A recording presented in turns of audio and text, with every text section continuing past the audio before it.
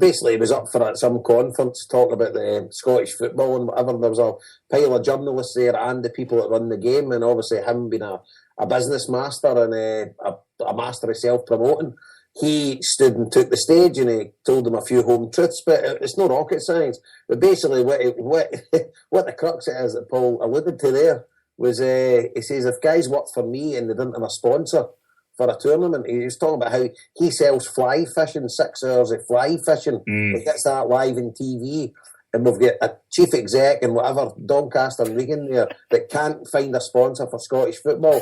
He says, if they work for me, they'd be sacked. He's fucking selling fly fishing on TV. Aye, he's selling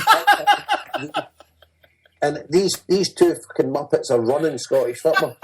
But the thing is, Peter Lawwell's complicit in this, because he's letting them run it. Yeah, I suppose the less you say, the more you do.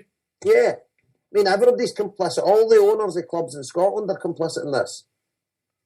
You know, it's like, it needs radical change. But is it a mentality thing then? Is it something that's been just bred through time? That these guys are going, well, we can't rock the boat. Our fucking job is to rock the boat. I think it's Scottish society. Scottish society's always been run by wee clandestine societies and things like that. Aye, and that's just the way it does. You've got guys like Campbell Ogilvie there and Gordon Smith were responsible for running Scottish football. One of them was a bankrupt, and the other one had seen 2 clubs going bankrupt. You know, and these were the guys that were running Scottish football. I mean, certainly not to defend Peter Lawwell, but I think he has realised, and Celtic have realised, that if we kick these cunts once, the whole thing's just going to collapse. Yeah. And we're literally going to be left with nothing. Absolutely zero. Because as you say, they sponsor an absolute joke. You know, the Scottish Cup was sponsored by William Hill at a time where they had Ralph Toppin was, you know, that was his kind of parting gift to them. Before that, Willie Hawley had to step in and fucking sponsor it. Interesting to note that they couldn't wait to get rid of guys like Peter Donald and that for the Scottish Football League and install half-wits like Jim fucking Ballantyne, Jim 1690 Ballantyne as his full name was, Peter Donald always had a sponsor for the League Cup, always had a sponsor for the Scottish Football League, and fucking nothing, absolutely nothing. You know what I mean? And I'd love to ask Neil Doncaster, what the fuck is it you're actually doing? Aye, what are him and Regan doing? What have they actually brought to the party? What value have they added to their fucking position? They're brilliant at taking photographs. I mean, they're brilliant at standing outside Hampden, shaking hands with each other. You know what I mean? Apart from that, I mean, the level of ineptitude and incompetence is fucking hard to find. I mean, the last time I saw that arsehole Reagan, he's fucking going on about John Delaney singing Joe McDonald. Is that really what he said? Is he talking about that? We're trying to encourage fucking anti-sectarianism and all this crap. So what's he talking about? And it's funny because, again, that's a mindset that only exists in the west of Scotland and in parts of the north of Ireland. Whereas everybody I spoke to in Ireland is like, I used to hate that John Delaney. Now I think he's fantastic. You know what I mean? Yeah. And it's like, he's commenting on this. It's like, get your own fucking house in order. You know, same with Anne Budge. You know what I mean? Get your own fucking house in order. For her to stand up and have the audacity to slag Celtic supporters off when these fucking half-wits are trying to invade the park against us, they're trying to attack our players, they have attacked our manager, and she's sitting there giving it the big fucking holier than thou act. Well, that's the mentality you've got to put up in Scotland every day. I've got to say, kudos to Celtic. I mean, Celtic came out with a fairly good response to Anne Budge. Oh, yeah. And that was a 4-hour meeting on Wednesday that they were basically, you know, told you have to react hard, you know, and they all sat, the management sat in and stuff, and that's exactly what they did because, you know, they can't. I mean, obviously, you can't fucking condone the graffiti and fucking stupidity of that, but how on earth she can sit there, and she was pressured into doing it by the Foundation of Hearts. You know, it was a wee bit political expediency for her on her behalf as well. But, you know, fucking, he sit there. I mean, and it was fair play to, I mean, I tell you, there's another one. He gets so much stick on it. Fair play to Anthony Stokes, who actually stood up for his support on Twitter and said it was some of the most fucking racist and sectarian he'd ever experienced. Yep. You know, so, I mean, anybody at Celtic that fights her corner is good enough for me, like, you know? Yeah. You know, me as well, but I'd like to echo the idiots that done that graffiti in the toilet. But what's that all about? Well, just explain that in case somebody doesn't know. Well, there's been a photograph of a door in Tynecastle and they'd mocked the Ibrox disaster and they'd put their signature on it, SMV, which seemingly stands for Style Mile Vandals. That's a shit name for a start. Some fucking new modern romantic band or something like that, I don't know. I can see Hairspray and fucking eye makeup. Aye. Fucking Lamal's their top man. No, is that? I mean, at the end of the day, what's going on? But aye, so at the end of the day, there's no place for that either. You know, that's fucking disgusting. Well, so. somebody made a good point on Twitter there. Was it today or yesterday? And they put up a picture of Jock Stein, and they said, for whoever wrote that, here's a picture that you need to look at, and it's Jock Stein basically placing people. Help the bodies. I know. Yeah. I mean, absolutely. I mean, at the end of the day, people died. You know what I mean? It's a game of football we go and watch. There's 56 people died. It's no any point scoring around. It's fucking, you know what I mean? Show a bit of bloody human empathy. We all hate them and they hate us and stuff like that for a flip of sense.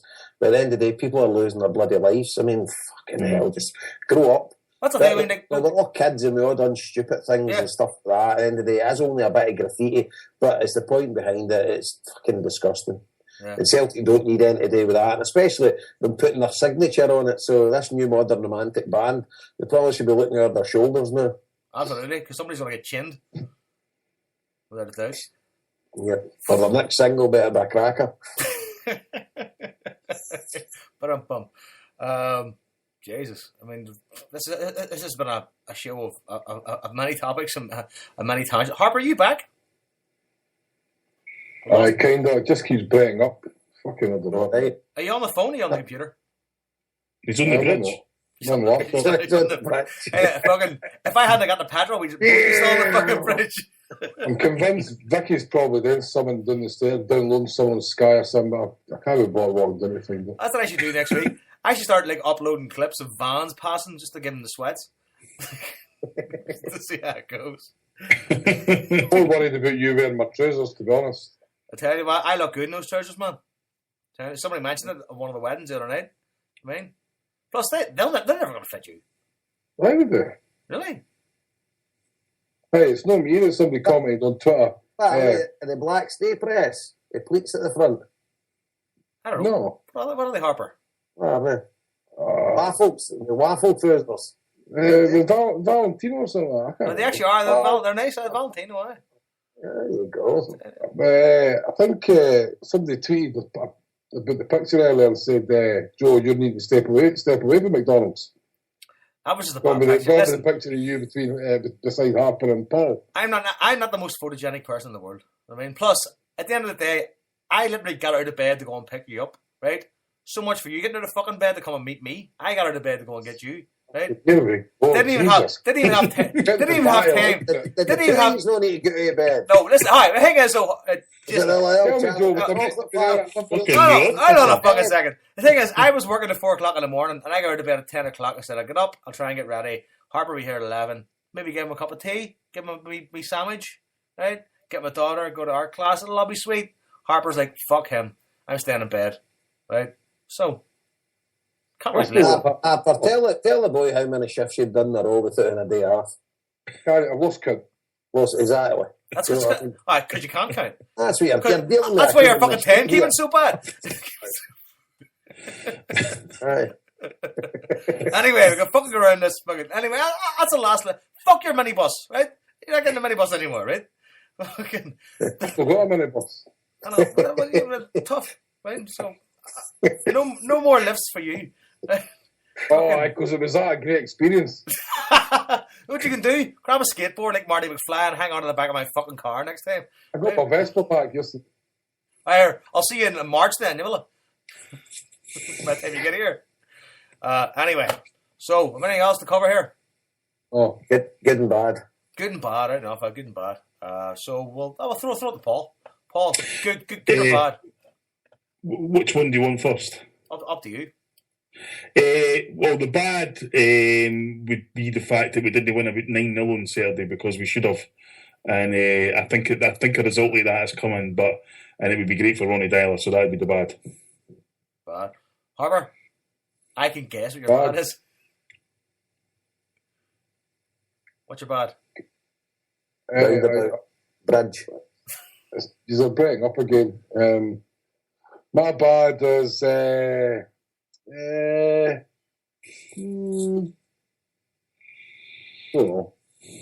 know. Brilliant. Everything's been good, apart from you. So I'm your bad, then, am I? Aye, Joe's my bad. Joe McKenna. Joe McKenna. Yeah. Overall. I don't know. What bad thing? Sound like my wife. Just my Skype breaking up at the minute, I suppose. Right, so it's... I'm not really fucking Harper's bad as current affairs. I'm not going to complain about it, man, to be honest. Right. Jason, you're bad, Jason? My bad. That crap up in Tynecastle on that door. That was pretty bad. My bad has to be those fucking annoying buskers playing the same Chili Peppers song over and fucking over again. Like the fucking duration of Paul's film. Fucking, it put me off listening to the Chili Peppers ever again. You should have done give them 20 quid to shop. Alright enough, I should have. Good idea. After the fact. Better than spend on 3 pint of cola. Yeah, well, we wouldn't have had any money for petrol. Fucked. So we went to Paul then. The good, Paul?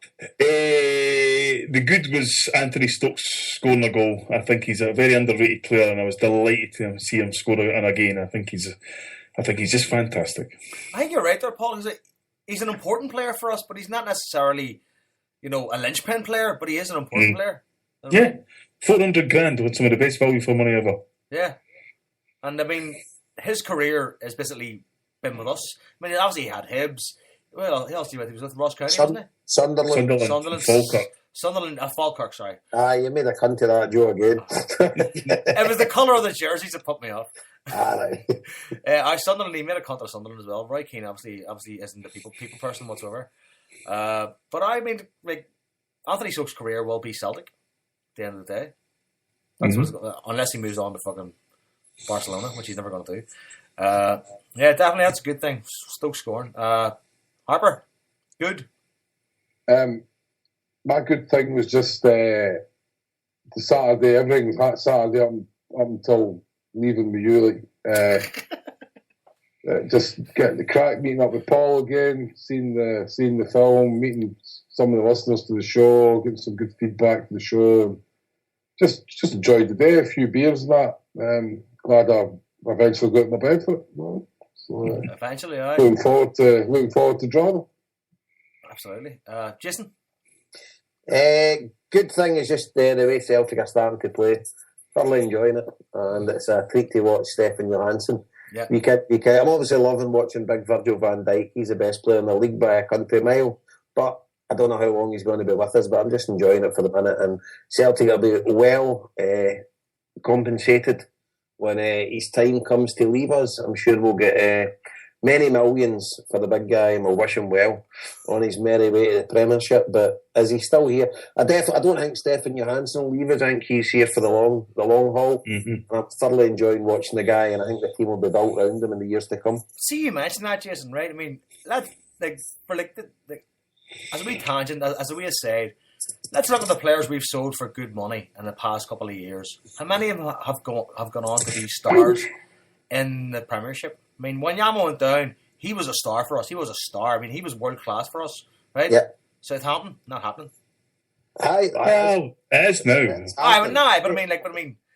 I mean, it's not. We expected a bit more. Obviously, I mean, you kind of look at players when they go. You look at Hooper, didn't happen. It didn't happen with Hooper, but Angie picked the wrong team to go to.